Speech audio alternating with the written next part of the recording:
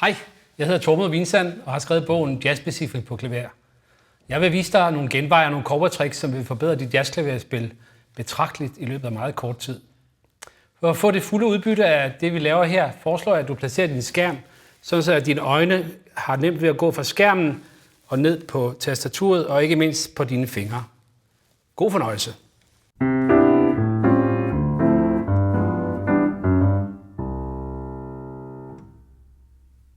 I denne video vil jeg vise dig genveje og cowboytricks i forbindelse med den mystiske dim-akkord, som ikke er så mystisk alligevel.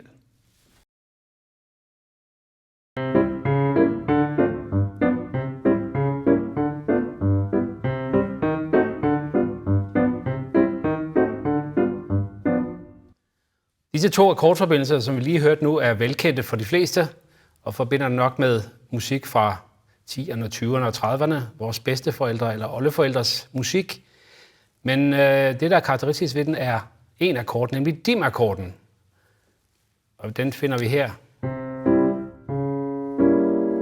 Her i det her tilfælde en cis-dim. Den har sådan lidt gammel lyd over sig, og man kan sige, at den tilhører lidt dinosaurerne. Det er en akkord, der er på vej til at uddø, desværre. I hvert fald som man hører den traditionelt. I nyere harmonik har den ikke rigtig nogen stor plads, men den findes dog. Det vender jeg tilbage til lige om lidt.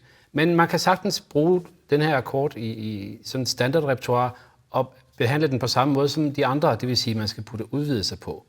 Hvordan gør man så det? Ja, her skal vi så have fat i akkordens struktur og den skala, man forbinder med den. Her spiller jeg en C-dim.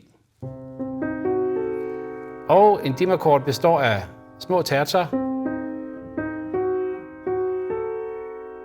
og er knyttet normalt til en 8-toneskala, i hvert fald i jazzsammenhæng, som består af en hel og en halv. En hel, en halv. Og da akkordstruktur som regel er bygget op af terzer, så kan vi finde akkorden her inden for skalaen. Sådan. Når vi vil putte udvidelser på sådan en akkord her, jamen, så gør man ligesom med alle de andre akkorder. Man fortsætter tertstablen op, om jeg så må sige. Og hvis vi tager den skala, vi havde fat i, så vil vi finde ud af, at det næste akkord, tone, det er et H, eller et B. Næste er D, F og As. Og så har vi 8 toner pludselig. Og det her lyder mere Stravinsky end af jazz. Fantastisk lyd. Når vi så skal bruge udvidelsestoner på en dim-akkord, så bruger man selvfølgelig ikke alle 4. Det kan man selvfølgelig godt, hvis man arrangerer, men i klavermæssig sammenhæng er det nemt kun at nøjes med 1. Og der er selvfølgelig et cowboytrick til det her. Og tricket er følgende. Man spiller grundtonen i venstre hånd, og så spiller man dim-akkorden her. Og tricket er, at man tager sin lillefinger og flytter en hel tone op. Og så har man en C-dim maj 7, vil vi kalde den. Det var lidt smart. Jeg gentager lige en gang. Vi spiller den i grundform og flytter lillefingeren en tone op. Så vil man kalde den C-dim maj 7. En dim-akkord er en symmetrisk akkord. Det vil sige, at C-dim er det samme som en S-dim. Det er bare en omvending, som er det samme som en Fis-dim og en A-dim. Og det smarte er jo, at man kan lave samme trick, som vi gjorde på C-dim her. Med at flytte lillefingeren en tone op, kan vi gøre på de andre. Nu tager vi S-udgaven og flytter opad. Så har vi D i toppen, men vi har stadig C i bunden. Så nu vil vi kalde akkorden for C-dim 9. Så har vi Fis i højre hånd, Fis-dim, og laver samme trick. Læg mærke til maj 7-intervallet mellem tommelfinger og lillefinger. Hvis man kun kigger på højre hånd, får man en Fis-dim maj 7. Hvis vi har C som grundtone, så bliver det en C-dim 11. Og den sidste, A-dim. Se i bassen, vi laver samme trick som før. Putter lillefingeren en tone op. I højre hånd har vi så maj 7-intervallet mellem tommel og lillefinger, og vi vil kalde den en A-dim maj 7 med C som grundtone, ved den hedder C-dim B13. Hvis man så gør det på hver, så vil man få den her meget moderne lyd. Kan man så bruge det her i praksis? Ja, det kan man faktisk godt. Den rundgang, jeg spillede før, lød på den gammeldags måde. Nu prøver vi at putte udvidelser på akkorderne. Den første akkord var en C, spiller en C-maj. Næste akkord vil så være en cis-dim. Og det vil jo så lyde sådan her, bare uden udvidelser. Så laver vi tricket, putter lillefingeren en tone op. Og så får vi en dejlig skarp akkord. Næste akkord er en D-mol 7. Næste akkord, for at hoppe lidt ud af skemaet, det er en dis-dim. Vi laver en dis i venstre hånd og spiller en C-dim her. Det er den nærmeste. C-dim er det samme som S-dim. Her har vi C-dim, der har vi S-dim. Og vi laver samme trick. Lillefingeren en tone op.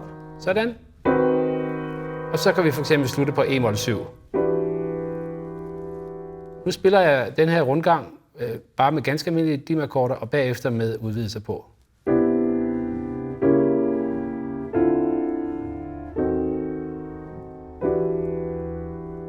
Og nu med udvidelser.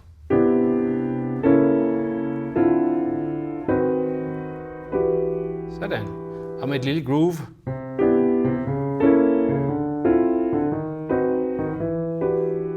Sådan der.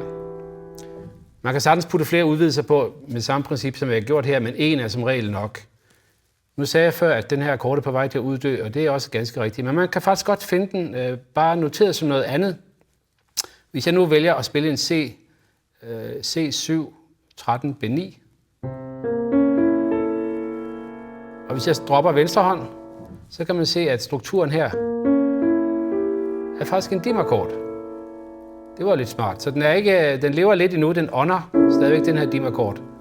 Og så findes den ikke mindst noteret som en helt anden akkord. Hvis vi kigger på de her 4 toner, og gør det, at jeg spiller de 3 øverste toner i højre hånd, og tager BB i venstre hånd, så kan man se, at højre hånd består af en A-dur med BB i bassen. Og så får vi en akkordstruktur, som ikke noteres som en ganske almindelig akkord, men som det vi kalder en slash-akkord. I det her tilfælde vil den hedde A-dur slash BB. Altså en treklang med en anden bastone end grundtonen. Og det er faktisk nemt at tænke på den her måde. Når man skal finde en dim-akkord i en anden sammenhæng, så tænker man en grundtone i venstre hånd, og så spiller man faktisk bare en dur-treklang, en halv tone under i højre hånd. Spiller G her, så skal vi spille fis, treklang i højre hånd, i en eller anden omvending. Godt, vi kan tage E. Hvad skal vi så i venstre hånd? Så skal vi have en S-dur.